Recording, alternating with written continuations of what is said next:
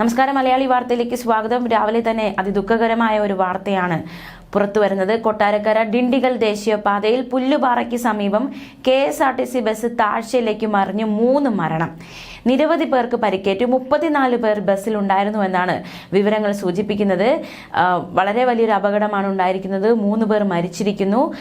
ഒരുപാട് കൂടുതൽ വിശദാംശങ്ങളൊക്കെ പുറത്തു വരേണ്ടതായിട്ടുണ്ട്. മാവേലിക്കരയിൽ നിന്നും തഞ്ചാവൂരിലേക്ക് വിനോദയാത്ര പോയി തിരികെ വരികയായിരുന്ന സംഘം സഞ്ചരിച്ച ബസ്സാണ് ഇത്തരത്തിൽ വളരെ ദാരുണമായ ഒരു അപകടത്തിൽപ്പെട്ടത്. 34 യാത്രക്കാരും 2 ഡ്രൈവർമാരും ഒരു കണ്ടക്ടറുമാണ് ബസ്സിലുണ്ടായിരുന്നത്.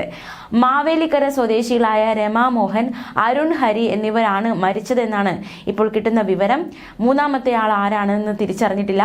മാവേലിക്കരയിൽ നിന്നും തഞ്ചാവൂരിലേക്ക് വിനോദയാത്ര പോയ സംഘം സഞ്ചരിച്ച ബസ്സാണ് ഇത്തരത്തിൽ തിരിച്ചു വരുമ്പോൾ അപകടത്തിൽപ്പെട്ടിരിക്കുന്നത്. പരിക്കേറ്റവരെ പീരുമേട്ടിലെയും മുണ്ടക്കയത്തെയും ആശുപത്രികളിലേക്ക് മാറ്റിയിരിക്കുകയാണ്.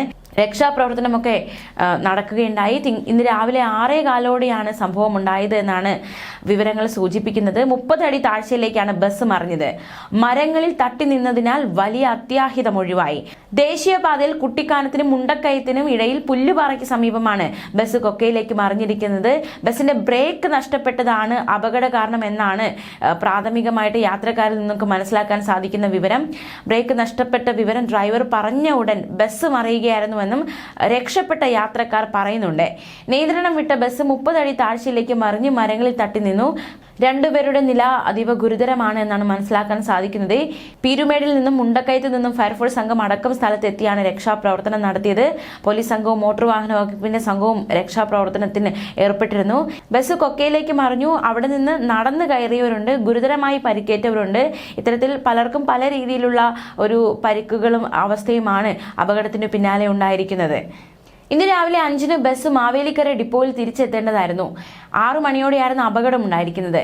കുട്ടിക്കാനത്തിനും മുണ്ടക്കയത്തിനും ഇടയിൽ കൊടും വളവുകൾ നിറഞ്ഞ പ്രദേശത്താണ് അപകടമുണ്ടായത്. സ്ഥിരം അപകട മേഖലയായ ഇവിടെ കഴിഞ്ഞ ദിവസം ശബരിമല തീർത്ഥാടകർ സഞ്ചരിച്ച വാഹനവും അപകടത്തിൽപ്പെട്ടിരുന്നു എന്നതടക്കമുള്ള വിവരങ്ങൾ പുറത്തു വരുന്നുണ്ട്. ഹൈവേ പോലീസ് സംഘവും മോട്ടോർ വാഹന വകുപ്പ് സംഘവും സ്ഥലത്തെത്തി രക്ഷാപ്രവർത്തനമൊക്കെ നടക്കുകയാണ്. എന്തായാലും വളരെ ദുഃഖകരമായ ഒരു വാർത്തയാണ് രാവിലെ തന്നെ പുറത്തു വരുന്നത്.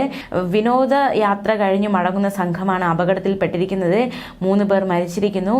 ചിലരുടെ നില ഗുരുതരമാണ്. തീർച്ചയായിട്ടും കൂടുതൽ വിശദാംശങ്ങൾ ഈ അപകടവുമായി ബന്ധപ്പെട്ട് കൂടുതൽ വിശദാംശങ്ങൾ വരും മണിക്കൂറുകളിൽ മാത്രമേ നമുക്ക് മനസ്സിലാക്കാൻ സാധിക്കുകയുള്ളൂ.